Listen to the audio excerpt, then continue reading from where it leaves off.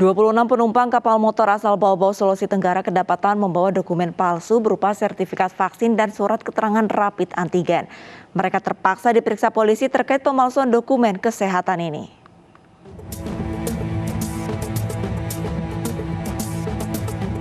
"26 penumpang kapal yang harusnya tiba di pelabuhan Sorong, Papua Barat untuk merantau malah berurusan dengan polisi.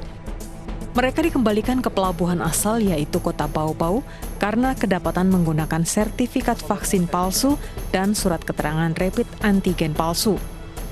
Para penumpang kapal ini tiba di pelabuhan Murhum Bau-Bau 3 Agustus dini hari dan dibawa ke Satreskrim Bau-Bau untuk dimintai keterangan. Namun dari 26 orang, baru 23 orang yang diperiksa sebagai saksi. 3 orang lainnya dinyatakan positif COVID-19 usai tes swab antigen dan harus jalani isoman. Pemeriksaan terhadap penumpang kapal ini buntut tertangkapnya 3 orang tersangka yang diduga sebagai pemalsu dokumen perjalanan palsu. Selesai pemeriksaan nanti mungkin keterangan nanti mereka bisa kita kembalikan pada keluarganya. Ya, kita akan menggali lebih dalam mungkin modus-modusnya dan siapa saja yang mungkin bisa kita urai gitu, terlibat dalam kasus tersebut. Dari 26 orang ini, sementara 23 orang yang bisa kita undang ke Polres Bau-Bau ini karena 3 orang masih dinyatakan reaktif. Dan kita arahkan untuk isolasi.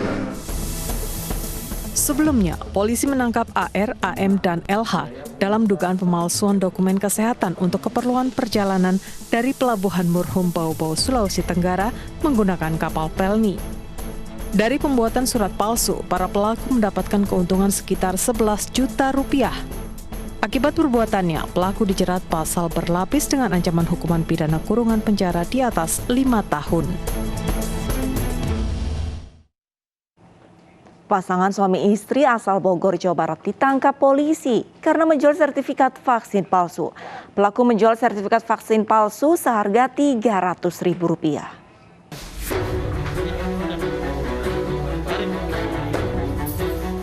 Satreskrim Polres Pelabuhan Tanjung Priok menangkap pasangan suami istri pembuat sertifikat vaksin palsu.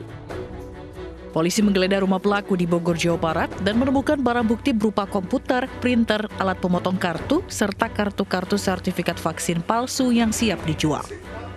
Kedua pelaku sudah beroperasi selama 1 tahun.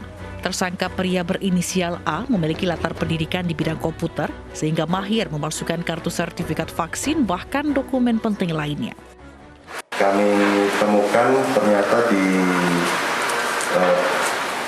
kediaman pelaku di TKP ini banyak sekali dokumen-dokumen yang dipalsukan seperti KTP, kemudian NPWP, kemudian juga ada sertifikat vaksin COVID-19. Pemalsuan dokumen ini terungkap dari program vaksinasi yang digelar Polres Pelabuhan Tanjung Priok, namun salah seorang warga menolak divaksin dan menunjukkan kartu vaksin. Setelah diperiksa, warga tersebut belum divaksin dan kartunya palsu. Dia mengaku mendapat kartu vaksin dengan membeli secara online seharga Rp300.000. Warga diimbau tidak tergiur sertifikat vaksin palsu karena pemerintah sudah memberikan gratis vaksin melalui program vaksinasi di berbagai tempat.